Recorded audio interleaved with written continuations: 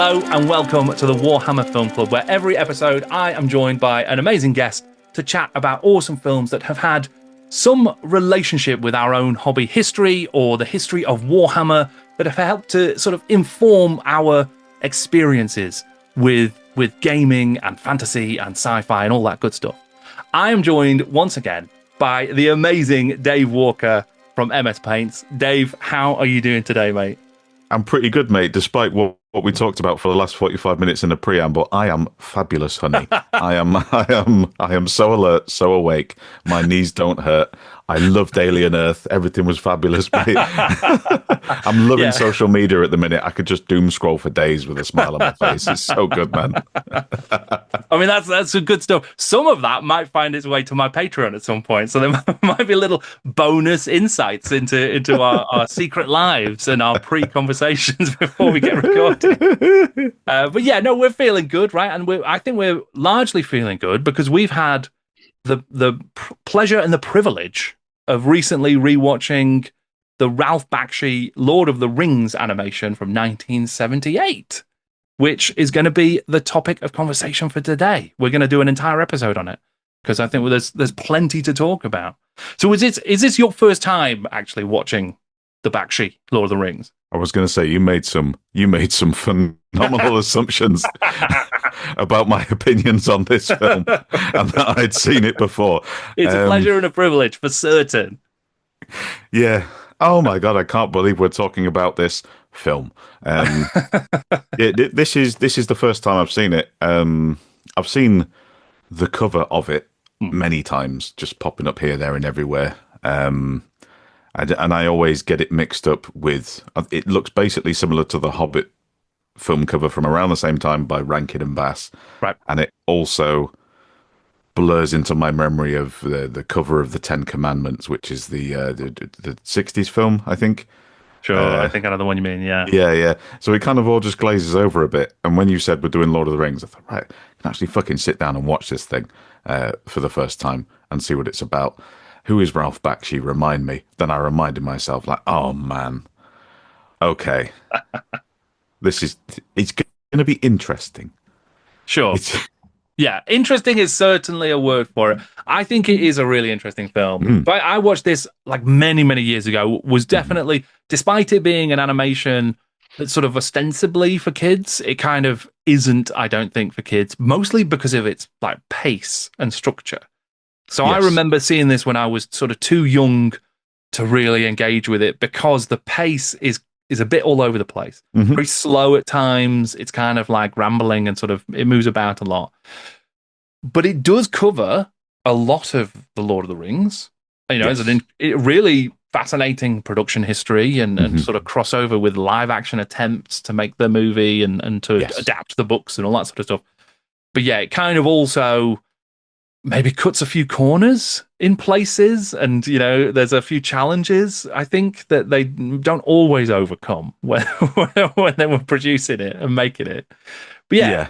It was 1978, and there had been a lot of attempts to sort of bring Lord of the Rings to the screen. John Boorman, who directed Excalibur, had been working on a version of the script, and apparently it was unfilmable because it was just many hundreds of millions of dollars worth of film that they would need to do in order to get all three books into like a 3-hour epic at the time. And also the 10-minute Galadriel Frodo sex scene, which is in that script. So I've not read this. I haven't read the script, but I heard the script is floating around online, right? I've read some cliff notes. I've not read the actual thing. Right. You know, bring up ChatGPT, read this, what the fuck is wrong with this? And it just invariably damaged AI forever when it tried to interpret what was going on. I mean, if it will poison the AI, then we should definitely be feeding absolutely. it. Absolutely. Yeah. If you just feed it acid trip, just nonsense from the 70s. I mean, it breaks me if I have to watch multiple 70s films. I'm just like, oh man, oh no. I think. And then there was some weird like rights crossover where, because John Boorman's script, I think, was owned by someone else who was not United Artists, and then they had to buy that off him because they thought it would be good. Yeah. And they bought it before they read it, and then they read it and they were like, "Oh man, nah, man, no way." Yeah. But that little rights dispute from I think 73, 74 it reared its head in when Peter Jackson was doing the Battle of the Five Armies, because there's some, I can't remember what it is that was in it that needed additional clearance and rights Really? securing. Yeah, yeah. Okay. Don't hold me to that, but there was a legal Sure. thing where some fucking Mr. House corpse from United Artists just reanimated and walked in with a briefcase and said, "You can't do that. We own that." Right. Sure. And yeah, I think there's a lot of with these kind of like classic, IPs, which is quite an impersonal way of describing it. But when it comes to these kind Mm, of rights yeah. disputes, there does tend to you see loads of this stuff. I remember there was a load of Mhm. stuff with like Spider-Man and James Yes. Bond, where they couldn't make more James Bond movies or Spider-Man films because they like two studios owned them, and they ended up doing a deal to Right, right. release each other's control over stuff, I believe. Yeah. Yeah. So like all of this stuff can kind of really get in the way, but it also opened the door here Hmm. to Ralph Bakshi being able to sort of slip in, take over, Yes. and get his film produced. And yeah, you're right. They did have to pay. I believe they paid John Borman like $3 million for his script that never got made, and he was just laughing all the way to the bank with that. Which fair enough. Is that Maybe maybe he three made some million? choices on purpose. Is that 3 million adjusted for inflation, or is that 3 million in 1973? Yeah, I don't know that actually. Good point because that could have well been a great payday. Yeah, yeah. But yeah, in any case, they were wanting to make this film. There was talk of whether or not they would do it live action. They decided to do it animated because they could sort of achieve more. Hmm. They were going to do 3 films, then they decided to do 2. So there's kind of this Hmm. uneasy, like this film covers the first 2 parts of Fellowship and Two Towers are in this Hmm. movie, but they sort of not in places as well. Yes. And then they never made the sequel. So this film just exists on its own in a really weird way. Yeah, yeah, So yeah, loads of weird like production stuff around it. I yeah. would also say that although they were like, we're going to do an animation Hmm. rather than a live action, this being Ralph Bakshi as a director and a sort of animator, he tends to because they were using like new rotoscoping methods and techniques for this. Yes. They stretch their budget as far as they can, and sometimes that means you're basically watching live action stuff. Yes. Yeah, to a degree. It's as I was watching this film and it hit the halfway point, I realized that Bakshi probably not coming from a feature background. He's kind of a fairly insular animator with a relatively small team around him. Probably did things in chronological order, Mm. which means the choke chain of budget realization kicks in about halfway through, and characters like the ring wraiths just are suddenly completely different characters Yeah. because he's not hand animating them anymore. He's I think the technique is solarization. I think we could talk about the many 12s of thousands of different film techniques that he's used to just get the fucking job done in this. But yeah, it's almost like on day one he was having a great time. As soon as day two or maybe the second week rolled around, and he realized just how much he had to do, I can hear the audible cigarette drag from him of just, oh fuck, this is so much work, and I can't. I'm speaking Ralph Bakshi here. This is not me talking. I can't go to my well of kind of immature gimmicks and gags. I Mm. can't have Gandalf just touch up a prostitute for laughs. I can't have the hobbits have an orgy and it's funny. I have a fixed piece of material in front of me that I have to stick to, and I have to tell this story. And I wouldn't put it past them that they had the rotoscoping was planned, but I think the look that you have earlier on in the film, where it's actors overlaid with cell animation, I think that was the intention to do the whole thing. Mm. But then you've got the Battle of Helm's Deep, which is dudes in oven gloves and Halloween masks with this technique called solarization, where you're essentially looking at someone's college project it sounds harsh, but fuck me. Because it's like it's almost like you're sort of like a negative, isn't it? Yes. You're seeing. I mean, obviously it's been treated, and there's a lot of stuff Hmm. going on in Yeah. order to like create all the color and things like Hmm. that. But yeah, it's very close to just what was filmed rather Yes. than like full anime. I mean, I think the hobbits throughout are actually properly animated, more or less the entire movie. Generally, Merry and Pippin get the shit end of the deal later on, where it is just kids in Yeah, big rubber feet just waving yeah, sticks around. Um, from what I've read, I think the rotoscoping is semi new tech at this point. Used in this, it's brand new tech in the sense of the context it's been used in, and it's mechanical, it's economic, but it's also, I think, post this film's release, it's been framed more as a creative choice than the other two, but economically, it saves a lot of time. You've got your film mapped out on the reel in front of you. Essentially, you, not to make it sound too crass, but you have to doodle over the top of it. Mhm. But also something that Bakshi not necessarily suffers from because it's integral to his style, but something that hinders his mainstream accessibility. So if you're factoring in your your ceiling for animation quality at this point is the tail end of the Walt Disney boom. I think Walt is 8 years dead at this point, and Disney has really slowed down. But you've still got Disney is in people's minds. Like Mhm. the Jungle Book is still fairly fresh. 101 is Dalmatians is still fairly fresh. Bakshi's problem is that his animation of physics is arguably not very good. Mm. It's really stylized, it's really fun, but the studio is asking him to basically fit into this more grounded, this more leveled, less ridiculous kind of thing. So before this, you've got Wizards, I think it Yeah. is, which is a year before. That's peak Bakshi. Yes. That's peak Bakshi stuff. This is very sober and grounded by comparison. So he needed real world physics and momentum as reference. And the best way to do that is to just make a live action film and then doodle over the top. So it's a really interesting combination of things that have come into the final look of this film, which I think you'll agree is a fucking weird looking film. Yeah. Yeah, I'd say that's fair to say. And Hmm. it's yeah, because like Wizards, for all of its flaws, and I think Wizards is a really interesting, again, an Hmm. interesting experiment.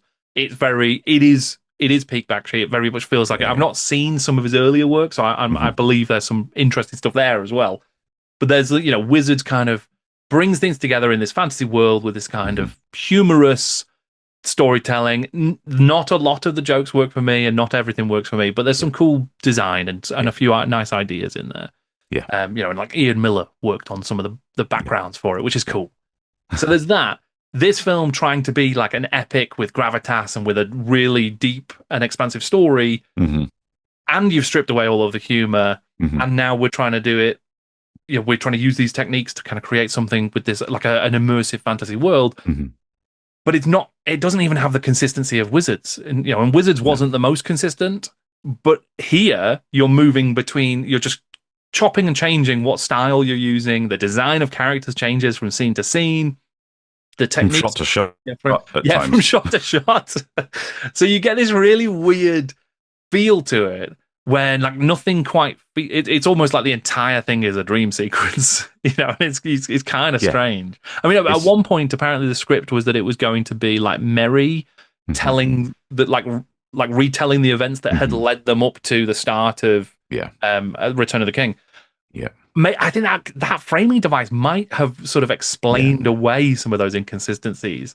That would have been Whereas here, nice. Yeah. we're sort of seeing it as it's happening, and it's happening really weird. Yeah. Yeah. I think you've kind of nicely followed up on what I said with the day two panic of, oh fuck, I've got to make this film, Yes. which is he's not thought about the metascope of this thing Mm. as a block of media once it's finished. It's scene to scene to scene to scene to shot to shot. And because of that, I think it is 2.5 hours long. Yeah, a little under. Little It's under yeah, 220, something like that. something around that. I think. Yeah. Yeah. And it really feels it at times, Hmm. just because that deft hand of someone that knows how to kill their darlings is not there. Yeah. He's used to kind of quippy sequences that are a lot of fun, like in Fritz the Cat. Like a lot of that stuff is quite fun. Right. It's not a film that overstays its welcome. He's just doing his thing. Again, when he's confronted by this fucking slab of paper, just this big old book, like, oh man, yeah, I've got to. He's so out of his comfort zone, but it's handled in the way that only someone who really loved cocaine in the 70s could do it. It makes it. We keep saying interesting, and Yeah. we're using interesting as kind of like a low blow at times, but also like quite a. I think this film's interesting in a positive way. Like, Sure. I wouldn't sit and watch it again because it is a time sponge. It is a drag. I wouldn't let Health and Safety Frog watch it because I know he'd fall asleep. But it is interesting that this is shorter than any. It's like half the length of any of the extended cuts of Peter Jackson's trilogy. Yeah. Yet, and it tries to do 2 films, and still manages to drag. Yeah, it's interesting that. Yeah, and you're right. There's kind of times when it's interesting brackets complimentary and interesting brackets derogatory, right? Yep. But I think the reason that I'm choosing to use that word more often than not is because I don't want to undermine or undersell like the ambition of the attempt. There are things here that are really worthwhile, that are really cool. We'll come back to it, I'm sure. It's Peter Jackson's first exposure to the Lord of the Rings was through this film, and I think you can absolutely tell that. Oh yeah, I think his movies do owe a lot to this movie, even just in terms of like structure and lessons learned and things like that. So there's a direct line from this movie to his. So it's done some great stuff, and there's some really cool aspects to it. I think as a complete film, it doesn't deliver for me, because it's trying to do a lot, and there's almost too much ambition, and there isn't the money, and there probably wasn't the time. Yeah. Maybe some of the creative vision, it just doesn't align with what I'm looking for. Yeah. But yeah, I mean, if we going back to the start of it, right? I think as a good place to begin is the beginning, the sort of silhouette intro. So it's not rotoscoped; it's all done in like a silhouette sort of shadow play. Yeah. That's actually really cool. I liked that sequence where you're getting a bit of the backstory. You're getting the ring. Apparently, it was added super late as well. You can kind of tell, but you can. I really enjoyed the intro. It's like you were saying, where Mary might have been at one point the storyteller. I thought what they were going to do was this was like a play that was being put on in Hobbiton or something like that. Or a small village, like recollecting history, and therefore you've got hokey actors with funny crowns with jewels on, play fighting with wooden swords with each other in silhouette. I thought that's going to be really lovely. Oh no, they were right. Okay, that's not the angle they were going for. But what they've done is it's really cozy. Yeah. It's really cozy. It's really nice. Yeah, it's neat, and and again, I wouldn't be surprised if that's the kind of thing that didn't inspire the much superior intro to Peter Jackson's films. There's, obviously, and we'll get into this at some point as well. Like the relationship between Warhammer and Lord of the Rings is pretty significant, and I would imagine that this film played a role in people's understanding of Warhammer, of Lord of the Rings going into Warhammer as well.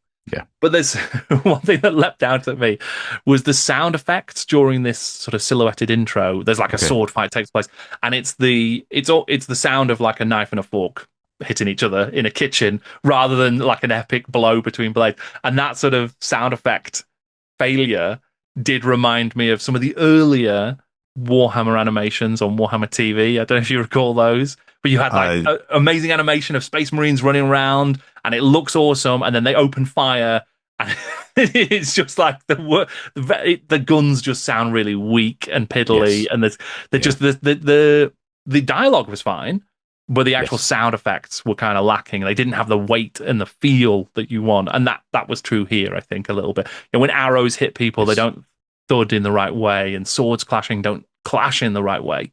So there's a Yeah. few Yeah. things there where the Foley doesn't quite come together, but overall, I enjoyed that intro. Yes. It was the first, we're minutes in. It was the first of many moments when I did find myself getting really excited about rewatching the Peter Jackson movies Yes. Yeah. and Yeah. looking Yeah. forward to that. Yeah. And some of that was because there were things where I assume, because Bakshi was like really keen on like bringing to life an authentic version of the books. So Hmm. there's a lot of dialogue, I believe, from the actual books, like lifted and just recited. Hmm. Some of it is like the first half of a couplet that you would then hear in the Jackson films, which is like an iconic line and just Yeah. works Yeah. better as like with its second half. Yes. So like later on, you get I wish it need not have happened in Yeah. my lifetime. Yeah. And then I think Gandalf in the Jackson version is like, oh, so do all who live in such times, or something to Yes. that effect. It's just a great moment. Here, you get the first half, and then you don't get the second half. There Yeah. isn't the sort of follow up, and that happens a few times Yeah. throughout the movie. And you're just again, clearly, it's. I feel like there's a lesson learned where Jackson has watched it and his Hmm. co-writers have watched it and kind of gone, oh, that's a great start to that. And whether Yeah. or not it was they went back to the book and got the rest of a quote, or they just added something Yeah. themselves to really set it off and make it work. Like Yes. there's a lot of that, I think.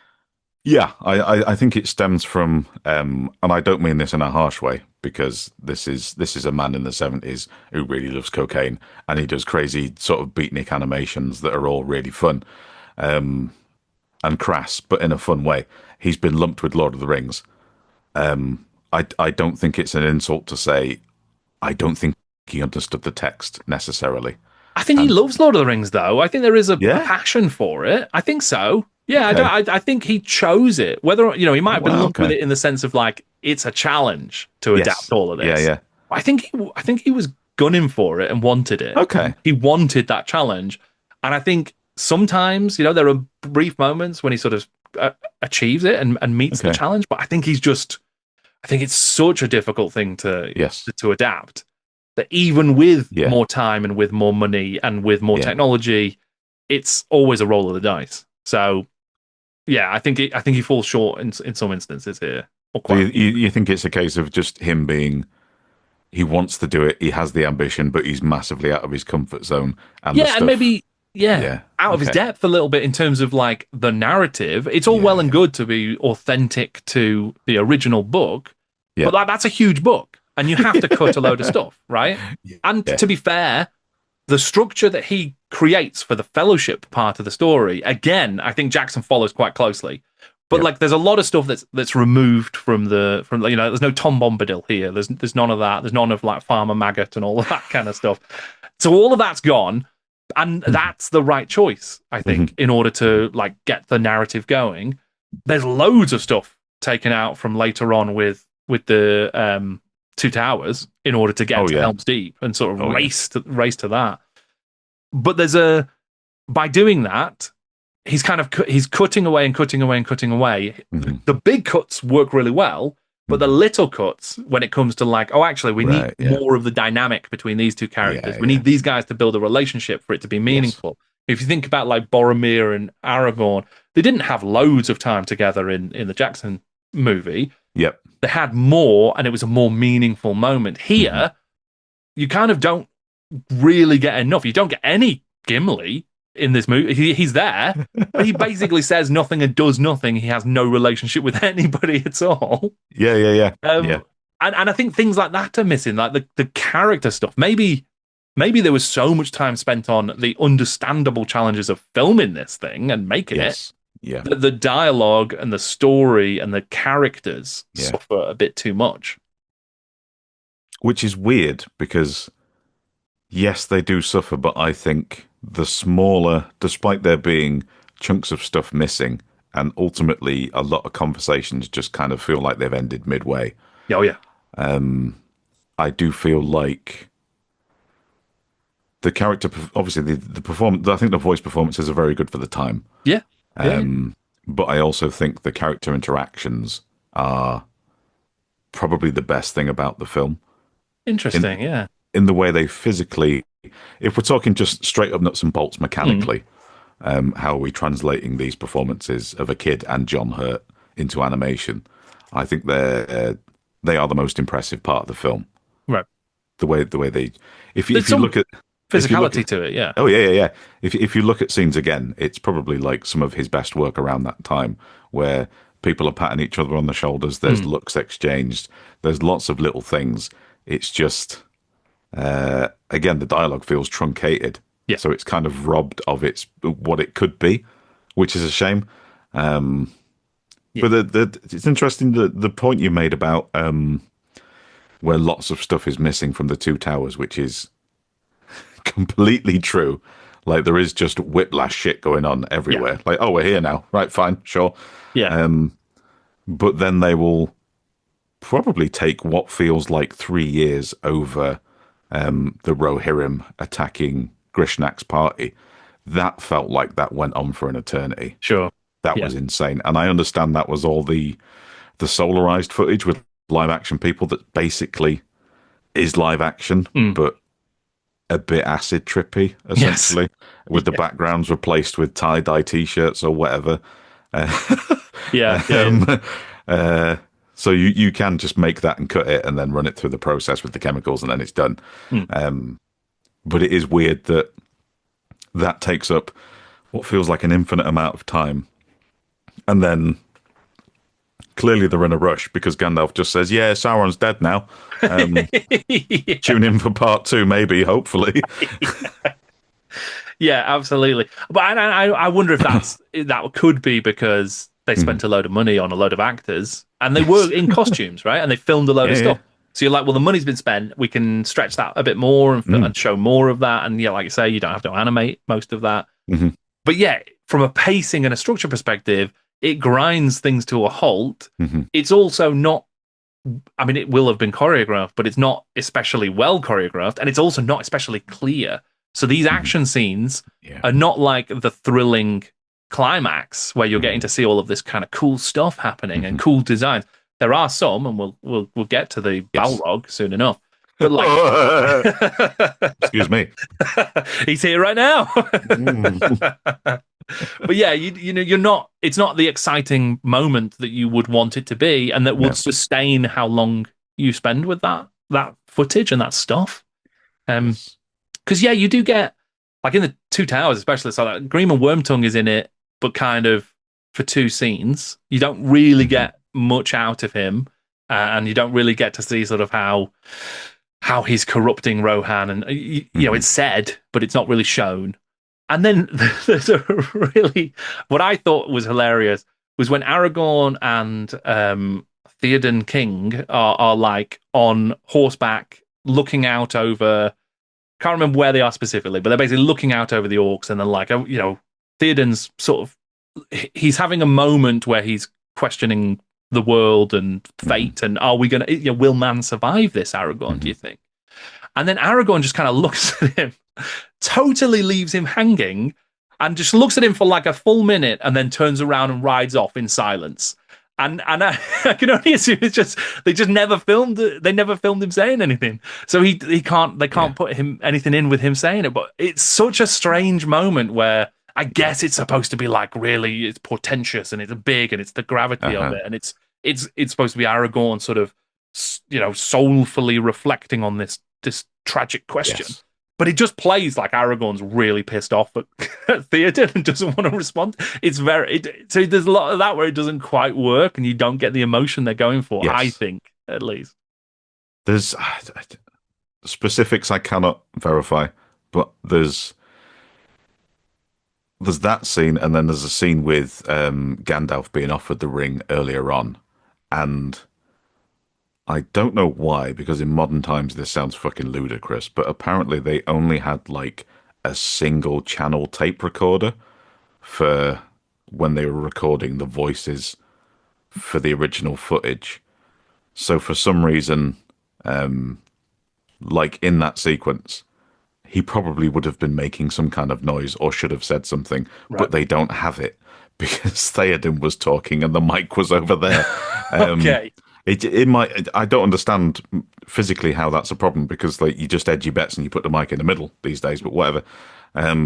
But the sequence where Frodo is trying to hand Gandalf the ring, and he is pantomime goldfishing. So Frodo is there like, take it, Gandalf, and Gandalf just full frontal Gandalf is just like,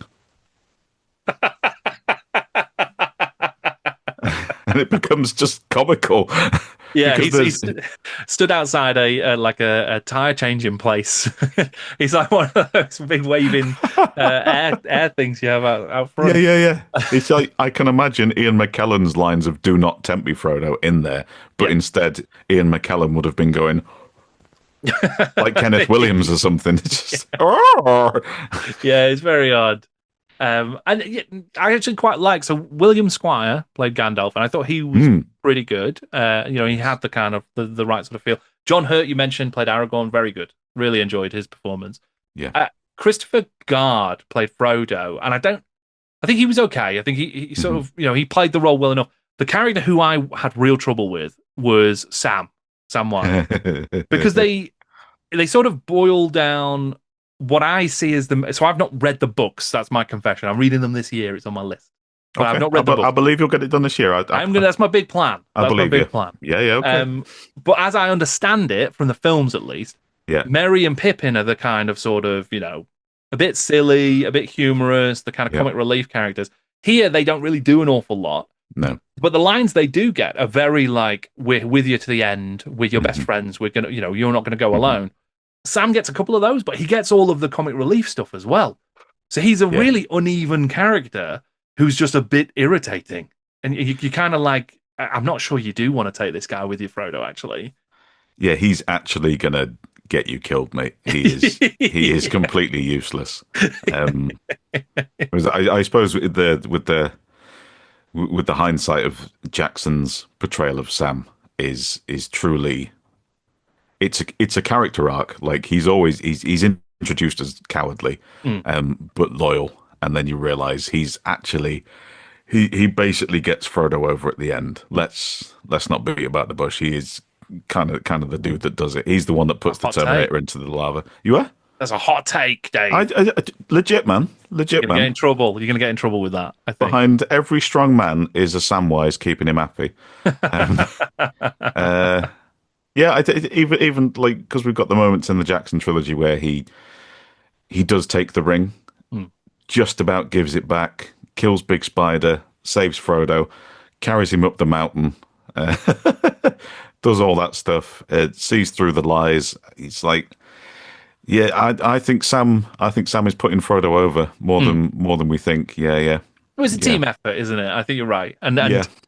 I don't get that vibe here at all. This No. Sam would not be able to do that. I mean, he does sort of bravely Mhm. jump in the boat to go with Frodo and sort of stick with Yeah. him. He also is sort of on the right side of things with Gollum a little Mhm. bit. He doesn't like him very much. But Yeah. that all of that dynamic is kind of because there's not enough time to really Mhm. explore it.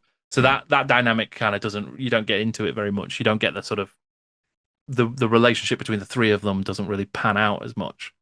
No, no, it doesn't. I think there is one nice moment with Sam that I like, and it's Sam and Frodo on the boat after Viking helmet Boromir gets it, Yes. where they're on the boat and they're rowing in opposite directions whilst Yes. they're debating what to do next. And I think that is really nice. Yeah. I Yeah, think I agree. yeah, there's moments between those characters that are lovely. There's moments where Bakshi comes through and can have fun on the screen, where he can play a gimmick out like one of his other films. And that really strengthens it. That's really nice. And it would just been nice if that kind of stuff would have just played out a little bit more with Sam, especially given he's kind of I see him as second lead, but that's with the Jackson trilogy in mind. So I don't know what his actual place is in the book. Sure. Yeah. Yeah. I mean, the Boromir of it all, interesting because so he's such a different style of I Mm. don't know how Boromir is described in the Hmm. book, but yeah, he's very much kind of got a barbarian vibe. He reminds me of Mm. like the barbarian, the sort of you might see in D&D of the era Hmm. as well, right? And I imagine D&D is borrowing from Hmm. from this here. Norse in Warhammer, he's in that kind of place. What Yes. would Yeah. become Chaos Marauders in a later version of the Yeah. Warhammer Yeah. world, but are still the kind of Viking Norseman. Yeah. He sort of looks like that. Obviously, he still has this. He's still very much about defending Minas Tirith, Hmm. and Yeah. I can't remember them even mentioning Gondor. They more specifically mentioned Minas Tirith itself, I think. Minus Tirith, they Or call Minas it. Tirith is how they, yeah, yeah. And I don't, this. I'm going off of the pronunciations that feel the most comfortable to my ear, I suppose, which There were may well be. quite a lot of uncomfortable pronunciations in this. Not that I'm a Tolkien purist, but every time they said Ahriman rather than Saruman, I was just Yeah, like, "What?" yeah. So, and apparently that's because when they were in the scripting stage, Yeah. there was talk of whether or not it would be too confusing to have Sauron and Saruman, which, as much as that's very much a Hollywood exec thing to think about, Hmm. I can sort of forgive it a little bit. It's still a good question. Are they too Yeah, similar? It's a it's a question fair that needs to question. be Yeah, asked. Yes. Yeah. yeah, but so then they were like, well, we'll change it to Aruman, Hmm. and I guess they did a control. Well, you wouldn't have done Control Alt and to replace back because it would have all been handwritten or typed out. But Yeah. like they didn't then correct it back when they decided no, we're going to stick with Saruman. In fact, so you get some instances of Saruman, and then most of Mhm. them are instances of Aruman. As far as I'm aware, the original draft went with that idea. Right. I say the original draft. The final shooting script went with the Araman idea.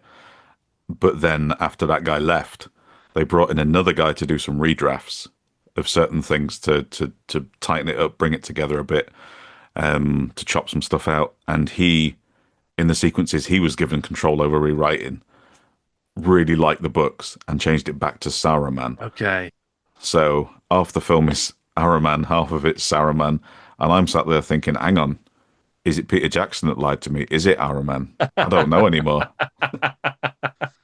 Yeah, I mean it does because that's just odd. It's a bit of a clangor, isn't it? Because every time you hear it, it just doesn't sound quite right. But there are some cool stuff. Like Saruman, I thought was pretty good. Yeah. Isengard, I think, looks really nice. There's a really Yes. nice like Yeah. the it's more classic sort of Hmm. fortress kind of evil fortress sort of vibe, even though he's not Yes. evil. And actually, there were a few areas. So like when they go down into Moria, the backgrounds for Moria look really Hmm. nice as well. I really Yeah. enjoyed the sort of carved like faces and skulls, and there's kind of Yeah. almost Yeah. demonic elements to some of it as well. Just looks Yeah. really creepy.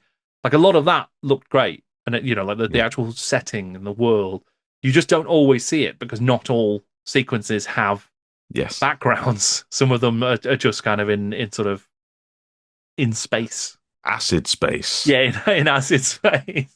Yeah. But Yeah. there were some sequences that I did really like though. Hmm. So I quite enjoyed the ring wraiths in the movie. They're in it a little bit. Hmm. They kind of, as I think is true of as far as I am aware, and we'll find. I'm hopefully be corrected on this when I read it. But I kind of feel like the ring wraiths, they're awesome at the start, and you have loads of really cool stuff with them early on, Hmm. and then they kind of peter out as things progress, and they stop being a threat, and they stop being the sort of Hmm. they're just not as present, and they're not as cool towards the end of the story. Because and that kind of happens here, even though this story finishes early. Yes. But you get some cool stuff early on. There are, at times, because there's at least two very different designs for the ring wraiths. So the first version is basically guys in jeans and boots that have been like Yep. they've done it so that they're like actual literally black silhouettes, but they've got red Yes. eyes and they've kind of got their hoods on and their cloaks. Hmm. There's maybe a bit of overacting on the road with the first one.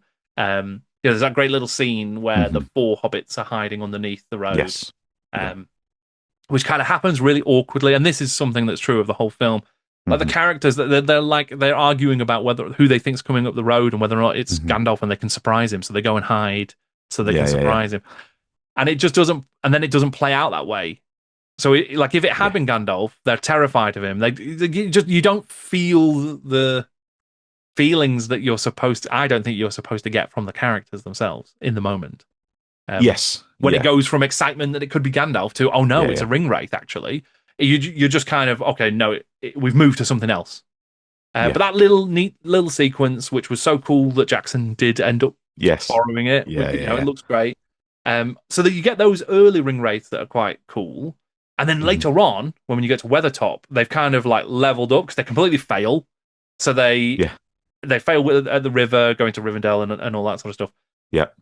So they go away and they think about what they've done wrong, and then the next time you see them, they're like really cool now with like all of Yeah. the helmets, and they've got kind of cool armor going on and all that. They've been to the DLC shop and they've got extra armor. They've been Yeah, that's grinding right. boars in the forest and they've leveled up a bit. They look a bit more mean now. They look also photorealistic. It's very yeah.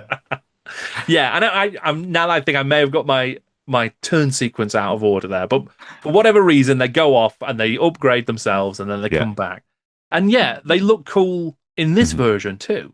I Hmm. think that you have the bit in Bree when they go Hmm. into the tavern and they try and Hmm. get them, and that's a neat sequence. Hmm. The way in which, having cut up a load of beds, they really go for it with the beds, like just slashing and whacking the beds with their swords. Yeah. And then they realize, oh no, the hobbits aren't even here. They're somewhere else. These are just pillows. Yeah. And then they're all like screaming. They're all like Skeletor screaming into the sky, yeah, and wailing. Yeah. Was pretty funny. But yeah, when you see them at Weathertop, there's actually a really Mhm. cool action sequence at Weathertop, I think, where Yes. and like Frodo puts on the ring and Hmm. Aragorn's trying to find him and get in the way of the ring wraiths. All of that, Yes. I think, is great. I enjoyed all of that stuff. Yeah. Coming in and out of different realities, Frodo being invisible. I think this is nice cross point between where the ring wraiths look like cursed Disney, like they do on the road, and their final form, which is the solarized, bleached footage later on, where it's dudes in outfits.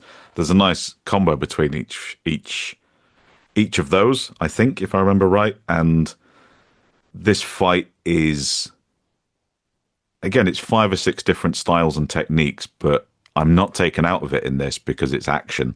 And I'm looking at it through the lens of I can see all these choices you've made are 50% creative, 50% necessity, and you've made something that is dated but cool as fuck. Mm. Like this looks really good. Um, yeah, it was a really nice sequence at Weathertop. Yeah, Yeah, it was I good liked stuff. it a lot. Yeah. Yeah, and actually, that reminded me that speaking of Disney as we were before, Mm. the John Hurt Black Cauldron, where John Hurt plays I think he's called the Shadow King or something like that. And the design for him as a villain is fantastic. Again, a bit of a dry movie, that one. But like that's really interesting because the ring wraiths look a bit like his sort of Shadow King design almost. So it's like John Hurt versus a John Yeah. Hurt to an extent. Yeah, I they can't do. remember Yeah, yeah. when that came out. Have you got it up there? When did Black Cauldron? 85. The Okay, so Horn many years later. is he the Horned King? Horned King. There you Yeah, go. yeah, That yeah. sounds about right. Yeah, Yeah. but very Yes. cool design and obviously a Yeah, yeah. great performance by Hurt for that. Yeah. And his Aragorn here is really good. When he's first introduced, there's a scene when he's sat so far down in his chair, like he's fully like reclined, and I guess it's supposed to be, he's just really casual, really cool. Yeah, yeah. It looks so uncomfortable, and if you Yes. just can't imagine being able to get up and walk properly after that. Let alone But fight. Yeah. yeah, yeah, exactly. But yeah, he's very cool as Strider, and then obviously he immediately reveals himself as Aragorn like the next. Straight up. Yeah, yeah, Yeah. But I did quite like that sequence where he is just like, listen, I'm actually yeah. this guy, and he pulls out his sword, and it initially Hmm. is a bit threatening, but he just sort of holds it up and he says, listen, this is I want to defend you. I'm here to help, Yeah, yeah. and Yeah. that's good, and you feel it, and Yeah. you feel all of Hurt's lines. I think he delivers everything great, just so Yeah. fantastic. Like Good. of all the characters, he's probably the most successful and sort of feels Yeah. the best. Amazingly, like a huge belt buckle he's got going on, which was quite impressive. But yeah, I did like that. Um, you do get Legolas turns up, so He's there, isn't he? he's about, yeah, played Yeah. by Anthony Daniels, C-3PO, Yes. which is fun, but I don't want to say totally wasted. He hardly says anything. He has a few lines, sort of, Yeah. introduces himself, saves the day once or twice. Doesn't really talk all that much. You don't get a lot of value out of Legolas. I think possibly in the Fellowship of the Ring, this Legolas has more lines of dialogue than Orlando Bloom ever had. Right, But true, that could be true. but I think Orlando Bloom still gives you more character. There's more stuff going on with him. There's more background things. He's more useful. He's Mm, more proactive and functional, and more clearly defined. yeah. I think that the problem with Legolas is he just disappears and reappears, and you think, oh yeah, who are you? And Gimli's kind of the same. There was times when I thought Boromir was Gimli, and then Gimli actually shows up as just like a head next to his waist in a close up, and you're like, oh, sorry, yes, yeah, yeah. Yeah. Um, Yeah, but yeah, absolutely. speaking of disproportionate sizings, shall we segue onto the Balrog? Go on then. Yeah, I mean the Moria stuff I think is some of the most successful Yes. in the movie. And yeah, you have the Yep. Balrog turns up and you get the epic moment, Uh-huh. that sort of Khazad-dûm bridge. Um, yeah, what were your thoughts on that Balrog then? Well, as far as I'm aware, the meeting and discussion about the Balrog went as such. Yes, all the animation is proceeding very briskly. All this stuff going over the top of human actors is really speeding things along. The animation is quirky, but it's very charming and it works. The weight's fine, the physics are fine, everything's great. Okay, what do we do about the 45-foot tall dungeon demon? I'm sorry, the what? So, uh, this is where the limitations of what they're doing really come in. Um, and like I feel like the bottleneck of money and time as well, Mm. because you can figure this out and fix it, but not when you're in a corner. So we have our Balrog appearance. He's mates with the orcs in Moria this time. It seems they're all right. They're on good terms. They don't run away. But why would you? Because he's 6'5" at a push, with a lion head on and some wings. The wings are vastly debated in Tolkien. Did it have wings or not? Wings are cool. Give it wings. But it turns up and the crowd parts like it's fucking Maximus at the end of Gladiator or something. The reverence they give to this man in platform shoes and tights and a lion head. And they've had to animate over the top of it. And the prompters for the guy has clearly been, if you move slow, you will look bigger and more threatening. And they clearly thought, okay, what if we do it in slow motion? Well, we can't do it in slow motion because he's on a plate with a load of fast, twitchy little orcs, and we haven't got time to overlay those together. So what you have is a man in platforms moving in slow motion with some duvets hanging off his arms. And he is mostly silhouetted to hide that with some red eyes. And the screen shake every time he does his big platform footsteps. And it's a bit pish, Jordan. It's not very good. If I'm being, I will give you all of your points on the pluses for this film. For the most part, I agree. I think this is a bit pish. I have written down in my notes, Balrog is pretty cool. Oh shit. Okay. Here it comes. Here comes like influence of boxing. We're gonna. I quite liked him. I fully concede everything you just said, right?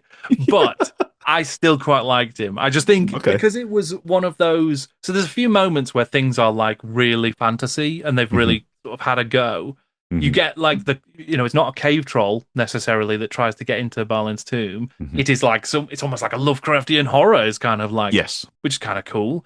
And hmm then this was like a full-on lion-headed winged creature. He's still got his whip and he sort of has a hmm go. Maybe it was just the excitement of the scene, where you've got Gandalf like you shall not pass sort of stuff. Like I enjoyed it. I thought it was That's good. yeah. Yeah. I can't go to bat for it. I can't say it's the greatest Balrog design ever. You But I can do think that. there's I'll get you some views. They get a lot of views. Sure, yeah. But you know what it could be? It sort of reminds me of, there's like early Citadel versions of the Balrog. So long before they would get the Lord of the Rings license and do the movie versions of everything, they did their own sort of Middle Earth range for use with the Middle Earth role playing. Yeah. And included in that they even before that, in fact, they did lots of different Balrogs. There is one in particular that I can't remember the code for, but I will put up on screen, and it kind of reminds me of that guy. And I think it's just a cool Balrog dude, and he's not that big, and he's kind of like he's got his arms over his, he's kind of his arms are down because obviously you can't have your arms out and you can't have your whip out and all that sort of stuff in an early Citadel miniature because you couldn't cast it very well. And his wings are quite close and tight and stuff like that. Maybe it just reminds me a lot of that miniature. But yeah, he works for me. He works for in the context of. I'm not saying I'm not saying like, oh, I prefer this exact Balrog in the Peter Jackson movie. That is where Jackson fully shit the bed. But in the context of this movie, I think I found that to be a success. I was, oh yeah, this is good. And then it still obviously plays out. He takes out Gandalf. You don't quite get Fly, you fools, but he does say he either says it or he says a sort of variation of it. It doesn't land in the McKellen. Doesn't land in the same way. He does say fly multiple times, which now I can bring to my friends who insist he says run, you fools, in the Jackson trilogy. I can now say, no, he says fly. He said, which I'm assuming is from the book as well, right? Yes. Because a lot of that dialogue felt very similar. So I'm assuming that I believe it's a direct lift. Yeah. Yeah, so, that worked. Another thing that worked really well for me in a slightly different way to certainly the later version, but was Boromir's death. So really good. Yeah, really have, there's quite a good scene where Boromir wants the ring, and sort of tries to sort of betray Frodo. It really sells his like, we can use it, this could save Minas Tirith, and this is the thing that will save the day. Like, it sells that really well. It sells his guilt about it really well. And then when he comes to try and save the day later on and save the little ones, it just is a good scene. He actually takes even more arrows, I think, than Sean Bean did. And but it's also like a really cool, he takes the arrows, he goes down, and then he has like a surge of adrenaline because he's not going to let these guys take the hobbits, so he's back up. Then he takes more arrows. Then he's back up in the fight. So it kind of plays out in like a really heroic way. Yeah.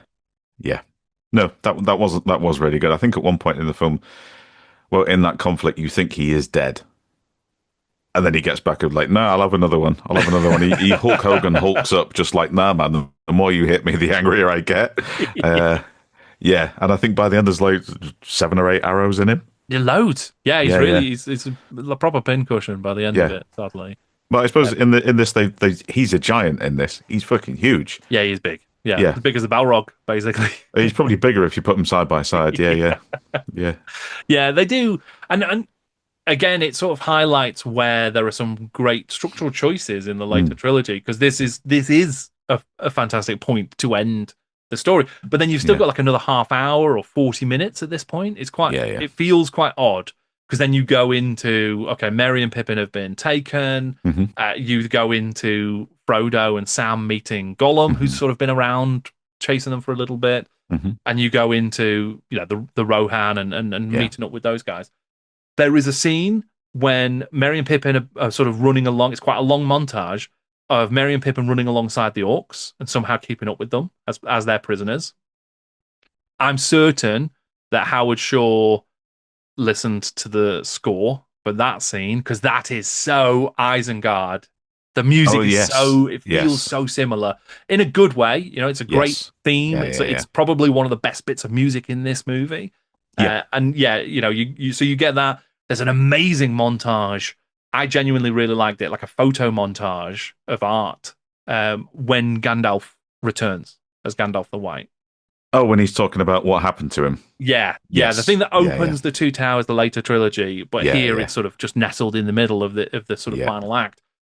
He rather than animate it, they do like some effects on still images. it's properly cut in the corners, Yeah, but you know, like based on what they've done here for the rest of the film, it would have been a struggle to kind of create that yeah, epic magic yeah. battle. So doing it this way gives the feel of it, and Yes. actually is a nice workaround, I thought. Yeah, yeah, I think so. I'm happy with wanky art business as long as it is honest enough with itself. And this felt arty in a fun way, like a really fun way. Yeah, that was the way to handle it, I think. Mm. And that's kind of going back to Bakshi's playbook with real photographs behind animation, and just sitting back and saying, "This is the style. Just deal with it, like it or not, whatever." Yeah, Yeah. it was a lovely way to do it. And again, just pull me back to the screen whenever I looked away. Like, Yeah. what is going on Yeah. now? Yeah. One thing that I did enjoy as well was Gandalf just clearly having a bit of fun with his own return. So he Yeah, sort of walks out of the forest and he's kind of got yeah, his cloak on, and he's even walking like a drunk guy and sort of yeah, like weaving and bobbing about. And they're like, "Who are you, old man?" And like, "What do you want here?" And yeah. then he sort of reveals himself and he's like, "Ha ha, it's me. I'm Gandalf. I'm back." Guys. It's like it's a good it's a it's a good way of doing it, where he's just sort of a bit of a japester. I Yeah, quite yeah. liked it. Yeah, it was very fun. I like that. Again, that's Bakshi just having fun with otherwise serious material. It's very cute. I like that. Yeah. What do you think of the orcs generally and the goblins? I mean, they oof. Uh, uh,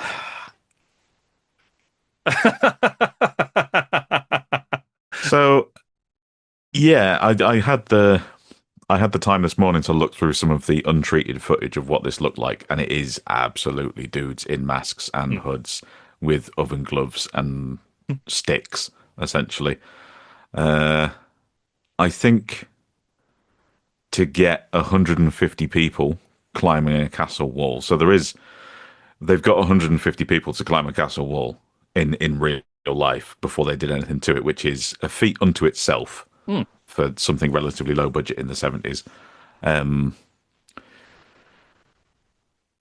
I think the orcs are okay. They're fun stylized. If they contrast nicely. If you look at the Fellowship, they're all cell shaded essentially. They're all hand animated to a degree. The orcs are accented with animation, but otherwise they're solarized negatives, which does when there's a fight or any kind of fast action going on, it means you can't really see what's happening. um, but as a mechanical separation between them and Fellowship, it works great. Unfortunately, the Fellowship also keep, when they're running out of time, Aragorn moves off right of frame, comes in from left of frame on a wide to fight some orcs, and he's solarized, and it's just a dude in high contrast negative. And it kind of, the magic is lost to Hmm. a degree. There were moments when the contrast was really good, like bad guys look like that, good guys look like that, fine. Yeah, yeah, I think that's a Um, really interesting point, actually. Yeah, and yeah. because I quite like because they're wearing all kinds of like pig or like hound Yes. masks or sort of Yeah. monstrous face masks, and Hmm. wearing rags and carrying ramshackle weaponry and that sort of stuff. Yes. I think they kind of work. There's obviously like a lot of the time they are almost silhouetted and it's kind of Yes. like very, very dark. There are some times when they're kind of grey, but there's other times when they're green as well, which is interesting because there's obviously this like a lot of discussion over the like color of an orc of like orc Hmm. skin, and Warhammer has played a huge role in the Yes. actual history of popularizing green Hmm. skin for orcs Yeah. and goblins. That would then be picked up by Hmm. Warcraft and would become pretty common Hmm. as a coloring. But you're seeing some of it here, and you do see it in some like different bits of Middle Earth art and Lord of the Rings art. But they were much more frequently depicted as sort of muddy kind of greys and browns and darker Yeah. colors. So it's interesting to see there are certain scenes. It's odd as Hmm. well that there's not every scene, but there's a few scenes in Hmm. here where they're really tinted green, which I found quite interesting. Yeah. So this is one of those wonderful accidents which I think people have taken and run with.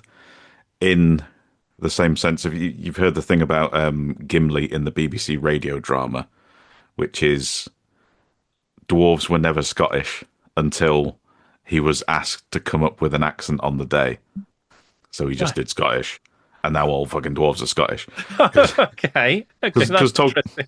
Tolkien's dwarves are, if you, I think we've talked about this before. I don't know when, but I think we talked about it. So you look at the names of dwarvish things, Hmm. and it's clearly Hebrew. Right. Like Right. the dwarves are meant to be Jewish. That's kind of like if you draw parallels between what each culture is meant to be. That's kind of where they sit in fantasy meets reality kind of thing. Okay. So the radio drama the BBC did, which is great. It still has Bernard Hill in it. Right. It has some of the people from this reprising their characters in the BBC one. Right. It's a real nice crossover between old rings, new rings kind of thing. Okay.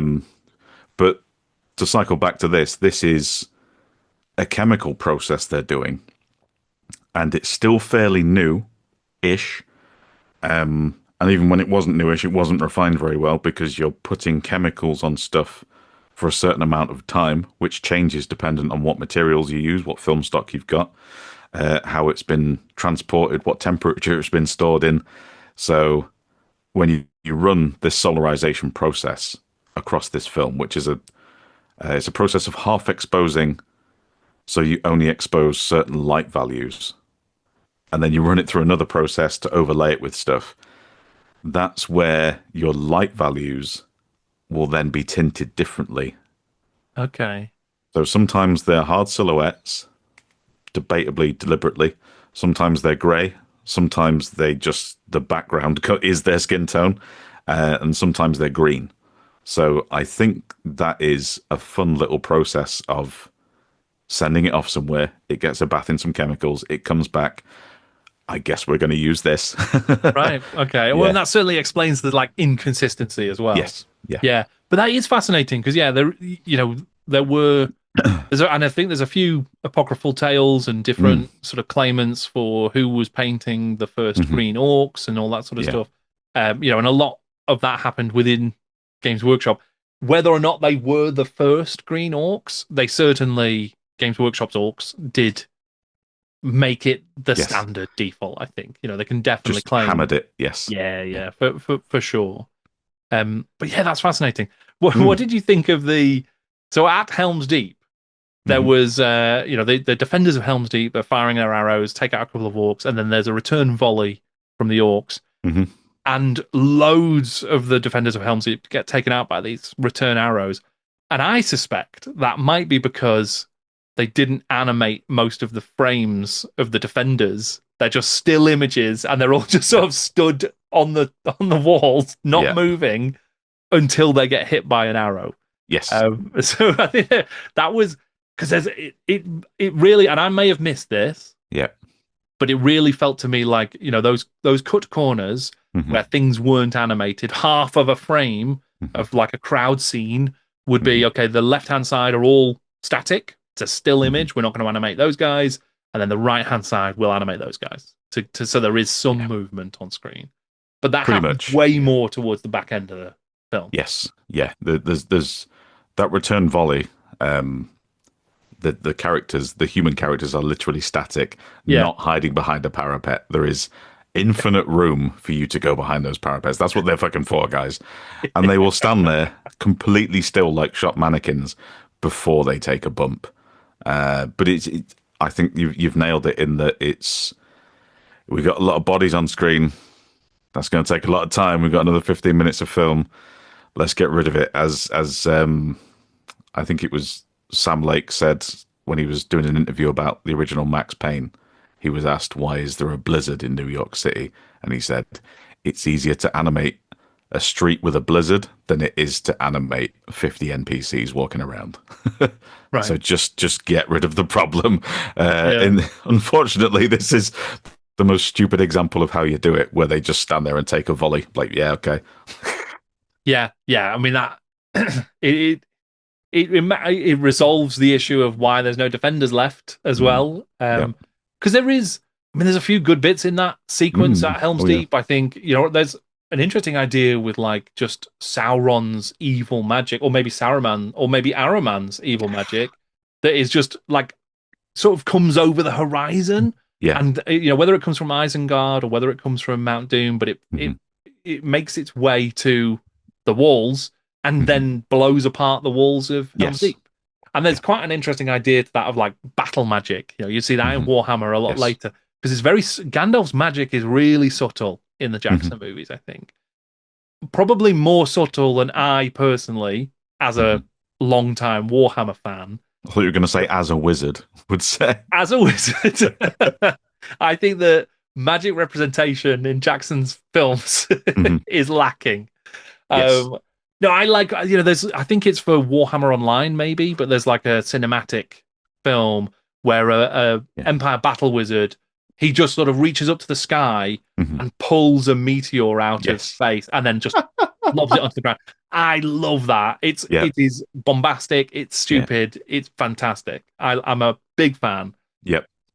McKellen's Gandalf is doing like tiny little things, a bit of light and it's a bit of light coming out of his stuff, and that's kind of Gets it. his Timu sunlight torch out and blinds him. Yeah. Yeah. Yeah. Yeah. No, I know, and I know there's like subtle stuff happening in the background. I get Yeah. it, but I Hmm. do quite like a sort of big cinematic moment. So I quite like this idea that it's magic Hmm. rather than like a bomb being carried by the orcs that blows up the Yes. walls, the Yeah. deeping wall. Um, but the even better scene for me is once the orcs are all there Hmm. and Theoden is like, "Oh, I'm going to ride out. Actually, who's with me?" Once again, I think Aragorn sort of leaves him hanging, but he does say, "I'll come along." But there's it's like a Yeah. moment Fine. where he's Fuck it. like, Yeah. Own by You're on 10 your own, now. mate." Yeah. Yeah. And then there's quite a long sequence that I did really like where they're just blowing their horns. So Hmm. they're inside the keep, and all of this horn sound is emanating, this kind of Hmm. like chaotic sound, and the orcs just slowly start to panic, and then when panic Hmm. takes over, they all leg it. Yeah. Yeah. I thought that was really cool. I was a Yeah. big fan of how that played out. That was Yeah. that it arguably for me is better than sort of the charge down the Yes. ramp. It felt more. I don't know. It felt more kind of epic because it wasn't leaning Yeah. on the special effects quite as much. It was just like this is a really cool like conceptual thing. Just a big drama moment, I Yeah, think. yeah, Yeah. Yeah. It was really good. Yeah. yeah. You do then get Gandalf turning up as like a proper bloodthirsty, like he's really getting stuck in with his sword. Yeah. Yeah. So no subtle magic and no subtle battle from Gandalf. And he's just lays into people, slicing and dicing. Yeah. Yeah. Yeah. He's got some tension to work out after the whole Balrog thing. Um, he's leveled up. He's got his DLC armor. He's got his DLC sword. Uh, plus 10 Yeah. concussion damage. He's just swinging it round. He's having a great time. Um, and then does he just end the film? Does He Gandalf just ends choose to end the film? Yeah, Gandalf's like, I guess we'll call it. Yeah. I guess we'll just say that's it. Yeah, because it's also phrased in a really strange way Yes. where because obviously they were planning to do another one, but they Hmm. never would. So they kind of like close it off without any kind of cliffhangers, but there are obviously cliffhangers because Yeah. you have Gollum is leading Frodo and Sam into Hmm. Shelob, the spider. Hmm. That's just kind of like unresolved. They're just about to head into some cave somewhere. Yep. They've defended Helm's Deep, Yep. fantastic, and then Gandalf's like, and then the evil was defeated forever. But Yeah. maybe see in part two, guys. Get back in that fucking script room and fix that ending. Okay, what do I type? We'll see you next time. Yeah, for more tales of the Lord of the Rings. So it's a real like. I think if I didn't know Hmm. this was the case, I'd be feeling ripped off in a way. Yeah. Maybe I'd also be like, oh, phew, that we're done. Oh, phew, thank God, no more. Yeah. But I think also if I was super invested and Yeah. especially, pre 2001, Mhm. and I want to see the rest of this story on screen, ultimately, I think you even mentioned Rankin Bass did the Hobbit. They also did do a version of Return of the King, I believe, which I've not seen. So there is a different studio kind of picked up the baton and ran with it, but as a different production, I believe. Yeah, so Rankin Bass did The Hobbit, I think, a year later, maybe, Right. or 8 months later or something. It's their version of The Hobbit that also uses the end of Return of the King. Okay, so it's all in the one film. Yeah, Interesting. Okay. yeah. So yeah, even with that, you're not getting the sort of satisfying conclusion. You certainly, if you love Hmm. John Hurt's Aragorn, which I can understand, you're not Hmm. going to get to see the conclusion of his story. No. You're not going to get to see the conclusion of this version of this world, which I do think is a shame because you want Yeah. these sort of complete things. But yeah, it is. There's a lot to it. There's a lot of stuff that kind of smacks of I wish there was more time Mm. or money. I don't think there was a lack of effort at any point. I Oh think God, no. sometimes that effort may have gone into the wrong things or dead ends or what have you. There's some interesting trivia with it. So Yes. apparently, a young Tim Burton worked in it on the film in some way, which is kind of cool. His contributions, so I'm told, are greatly overstated. Really? Okay. I, Okay. I, I think he, I think when they clipped the end of film reels and shit and made mess on the floor, he was sweeping it up. Okay. Well, but still, an It's early still cute. exposure to It's still Hollywood. cute. Yeah, yeah, Yeah, it's yeah, neat. That's neat. But yeah, yes, maybe not like it wasn't like he was in there in the animation mines, yeah, sort yeah. of cranking the handle. I agree. You mentioned the poster before. I think Hmm. that poster is absolutely stunning. Just Oh, it's gorgeous. Yeah, yeah. incredible. Even if the film had never come out, that poster Hmm. I think would still be iconic because Hmm. it's awesome. It's Yeah. so good. There's also a story about apparently they were trying to get Led Zeppelin for the soundtrack, Yes. which I can't quite imagine it, but also I sort of would love to experience whatever that could have been. When after I watched the film, I also dug into some trivia, and as soon as I read that, I thought, yes, yes, that is exactly what you were hoping for. That was all over the screen. I could tell you wanted that in there, Hmm. in just the look of it, the attitude of it in places. I can tell you really wanted this to be another cross media, bizarrely high concept sort of event Yeah. piece, like an art event piece. I think. I'm kind of glad it didn't. Right.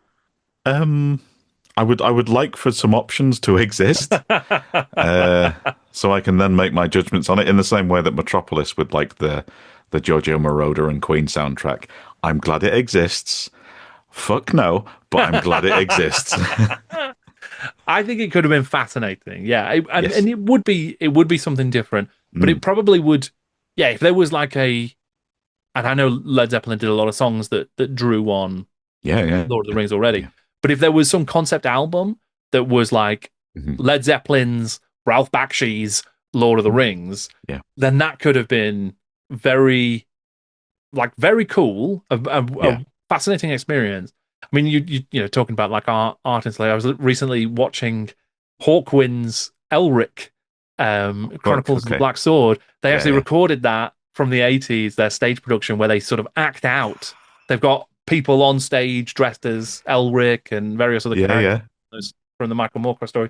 Michael Moorcock comes on stage to do dramatic readings of certain sections, and then they have their own songs in between it. So these kind of things can be super cool. Yeah, yeah. There's something very fun to be said for it. That might have been, Yeah, yeah. When pretension has no boundaries, I'm completely in, uh, and I will give anything a go. Generally, whether I like it or not, it's not my business. You did it; it's an event. Go for it. Um, I think the Hobbit film that came after this had it had more needle drops. It was more folky, concepty stuff. I think not with any concrete evidence, but I've run across vinyl records in secondhand shops. There's a lot of kind of LSD, English pastoral folk, Lord of the Rings concept albums, which is a very, very specific genre. But I imagine a specific sound came into your head when I said that. And you kind of prog folk. Sure. Yeah, I think there's quite a few albums at the time that exist Yeah. of that type, and I know that The Hobbit was kind of scored with that. But the soundtrack for this Lord of the Rings is kind of it exists, Hmm. which is a shame. Leonard Rosenson is a good composer. I think he was working from the 40s onwards, and he's kind of one of the great Jewish American composers in LA that was just kicking out stuff constantly. Like, yeah, I can score this in a day. I'll thump that out, no problem. I didn't know who scored it. I didn't look into it until I got halfway through, and I think there's a thing where there's I think it might be the Two Towers sequence with the cavalry charge. Hmm.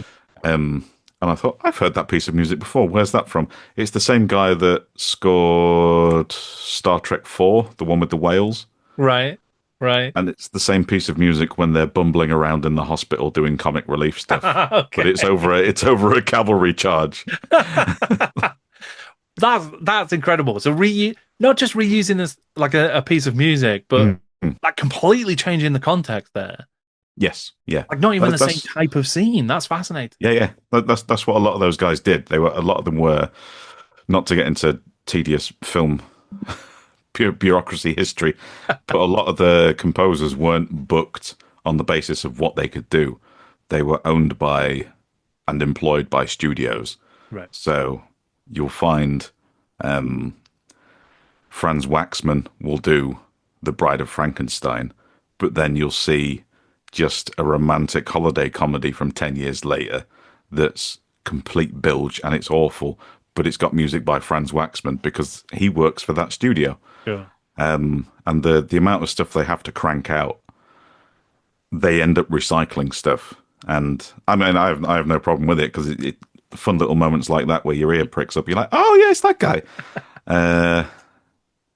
Yeah, yeah, it was just interesting. It's the same guy, and he just kept going until his early 90s. I think he just kept going. Amazing. Yeah, That's cool. Yeah, yeah. that's great. Yeah, speaking of, do you Mm. know that, and you probably have seen this same trivia, but apparently Mick Jagger approached Bakshi early in the production because he wanted to be in the film. So he was lobbying for him to play Frodo and David Carradine to play Aragorn, which I just think would have a very different flavor to where they went. I mean, can you imagine that? Can you imagine Mick Jagger as Frodo with a Led Zeppelin soundtrack? Like, I don't know whether that is dark timeline or light timeline, whether all those things happen. I kind of want to know what the world would look like today if all of those things had come together and they'd thrown another 10 million Bakshi's way and be like, take all the time you want, mate. Just, yeah. Mick Jagger as Frodo. It's wild. Yeah, it's an interesting thought experiment, I would say. But yeah, I think this film, I like, obviously in terms of the Lord of the Rings relationship with Warhammer, like that so much was borrowed for early or inspired early Mhm. Warhammer. Yeah. There are certain designs in this film, Mhm. where you're kind of, and I know there's been lots of early Tolkien art and people who would work at Games Workshop, like John Blanche and Ian Miller, were both involved in Mhm. creating art for Tolkien books and stuff like that. Yeah. Um, but there's also certain designs. Like I kind of feel like some of these orcs Mhm. might have turned up in early Citadel miniatures. Like it's not. I don't think Yes. it's too far away to think that there might have been some more direct inspiration, even if it's literally just Yeah. seeing it. A sculptor or a designer watching this movie, seeing Yeah. how Yeah. some of the ring rates looked, and Yeah. then when it came to creating your own or creating like Mhm. adjacent creatures or Yeah. miniature ranges, feels like there's a sort of likely connection there to some degree. Um, even if it's not like, oh, I want to make that specific orc in Mhm. for Warhammer's miniature range. I think go bolder. I think yeah, direct. You I think? think quite easily, yeah, yeah. Given, I think 84, 85, they made a fellowship set. I think they made like a Bridge of Khazad-dûm set because Mhm. we had Benji's Hobbies over middle of last year, and he brought his fantastic mid-80s Lord of the Rings toys with him, and we got the Balrog out, and we're like, yeah, that's that boy. That is that boy. Yeah, in the mid-80s orcs I've seen, the ones with the shield and knife up, Yeah, metal cast.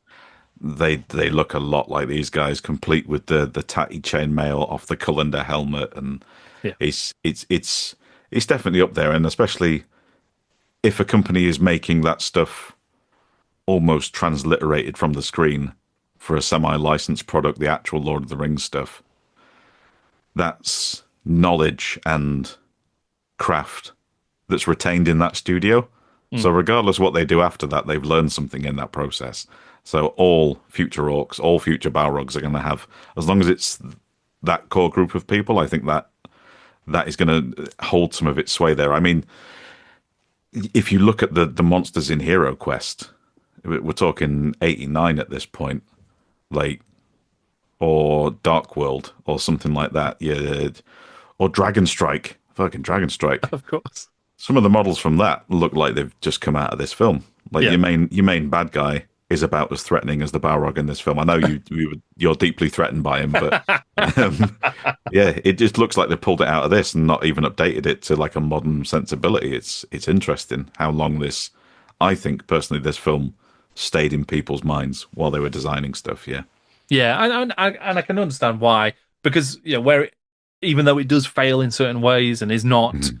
it's not the most pacey, it's not the most compelling or the sort of the Mhm. most immersive world.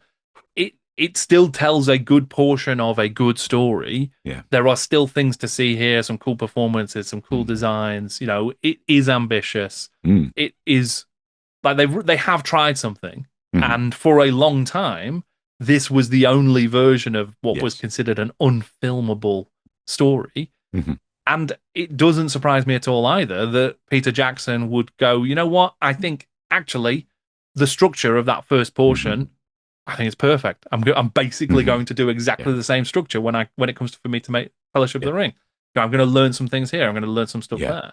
So Yeah. yeah, I think it is a key link in the chain for fantasy filmmaking, even if it's not like on its own a sort of Mhm. timeless success, I suppose.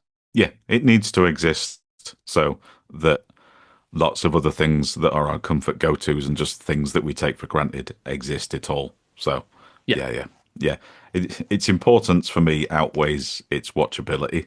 Uh, if do you want to do a score out of 10? Do you want to do a score out of 10 with a bit of Oh yeah, context? give it. Let's see if we whether or not we ever do another score out of 10. Yeah, We're yeah. going to Maybe we try it make it right just. here. Maybe it's a me and you thing. Yeah. What would you give it out of 10? So I think I probably would be. I think I'd be generous enough to go for like a 6. I Hmm. would say because I think there are, even though, and it does drag at times, and it don't want to be harsh, but it can be boring at times.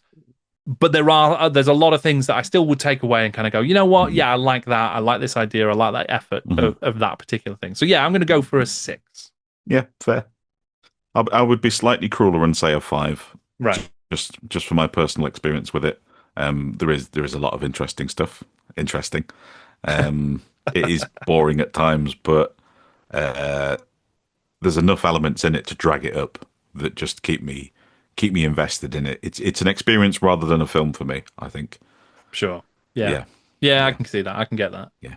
Yeah. Well, there you go. So Mm. that was the 1978 Ralph Bakshi Lord of the Rings, J.R.R. Yes. Tolkien's Lord of the Rings. I think we're agreed that it's interesting. We might not be recommending it for everyone to go and watch, but people can take away our Yeah, yeah, yeah. extensive thoughts on the Yes. matter. If I couldn't use the word interesting, I'd say it's all right. Yeah, there you go. That's Yeah. good.